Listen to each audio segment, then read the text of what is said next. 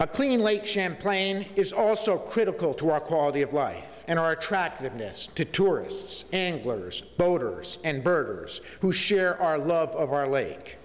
Although we protect our Great Lake with Quebec and New York, much of the water runs through our state, and its cleanliness is as crucial to our economic vitality as it is to our culture and our health.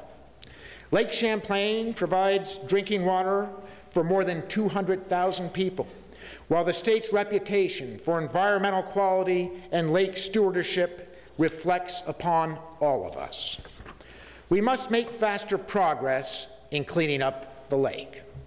I will work together with our congressional delegation and President Obama to seek waivers that will enable us to place federal dollars in a central pool that would give our communities and farmers the flexibility to maximize our efforts and get results. The time for talk is over. We must clean up Lake Champlain.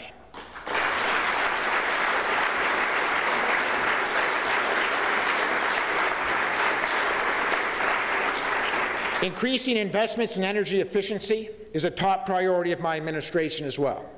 Vermont spends over $1.5 billion a year on electricity and heating, and many of Vermonters' hard-earned dollars go to oil-rich countries that will do just fine without us. To protect both our pocketbooks and our environment, we need to transition away from a dependence on fossil fuels and move towards more efficient, affordable, and cleaner renewable energy.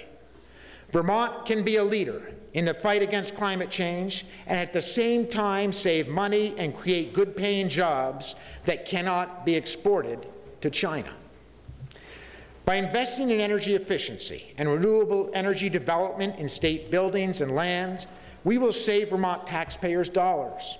I've asked the Lieutenant Governor to work closely with the Commissioner of Buildings and General Services on this initiative and have allocated $3.5 million to help us achieve this goal.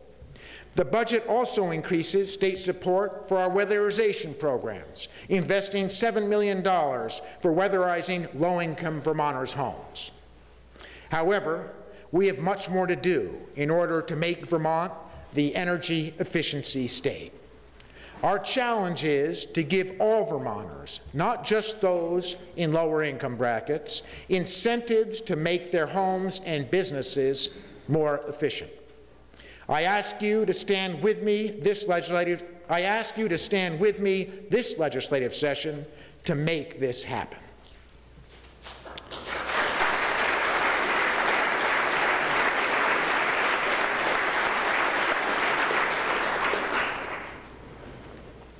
I'm also recommending a new approach to the capital budget this year by using an unprecedented two-year authorization of over $150 million. This two-year approach will enable us to accelerate important capital projects, borrow at historically low interest rates, take advantage of comparatively low construction costs, and put Vermonters to work. My budget also includes full funding for the Vermont Housing and Conservation Trust Fund.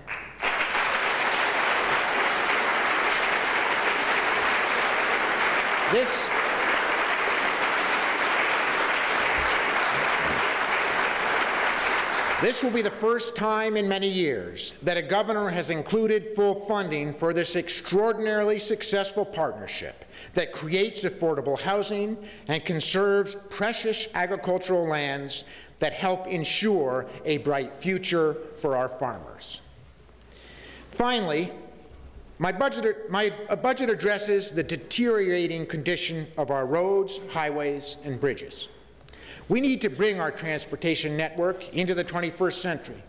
And to support this effort, I'm proposing to spend $106 million on improvements to more than 65 bridges and culverts and preventative maintenance work on dozens and dozens of other structures. Additionally, the Morrisville truck route will finally begin construction this year, and work will continue on the Bennington bypass. Thank you.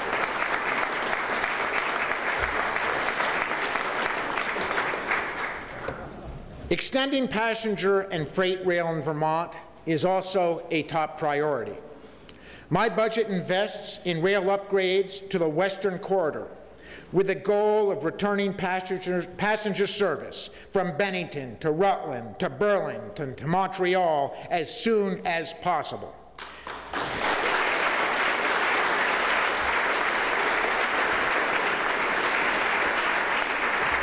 These investments, coupled with improvements to our rail line on the eastern side of the state, bode well for Vermont's rail future. As some states reject federal money for high-speed rail, I am also committed to working in partnership with my colleagues in New England and the Prime Minister of Quebec and the Premier of Quebec with a vision of a high-speed rail line from New York to Montreal with a spur to Boston. High-speed rail is the transportation of our global future, and it's high time that Vermont gets on board.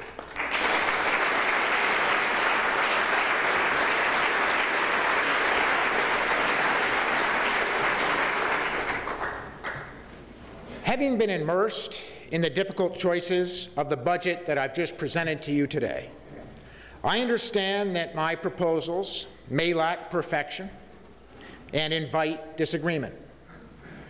The best governor from Putney, George D. Aiken, in his first address to the Joint Assembly in 1937 said, and I quote, "With some things I have said today, many of you will disagree. This is inevitable. But when we disagree on a subject and express our viewpoints openly, then we are in reality making progress." Aiken continued, "Let us forget our political differences. Forget that we may not attend the same church or that we belong to a different occupational classes, but remember that we are all Vermonters working to promote the welfare and prosperity of the people of our state."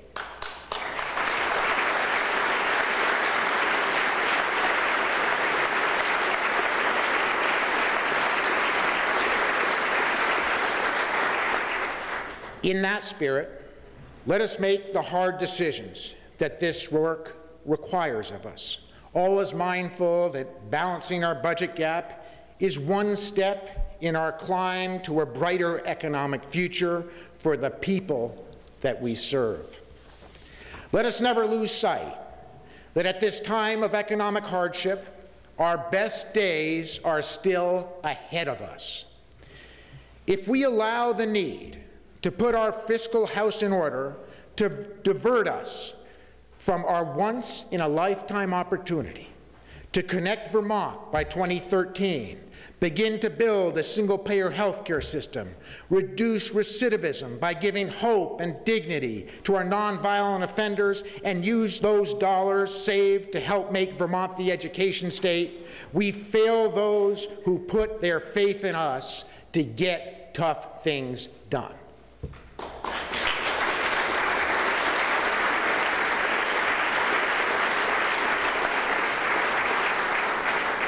By putting the state that we all love on a fiscally responsible path, we do more than just serve as responsible stewards for our children and grandchildren.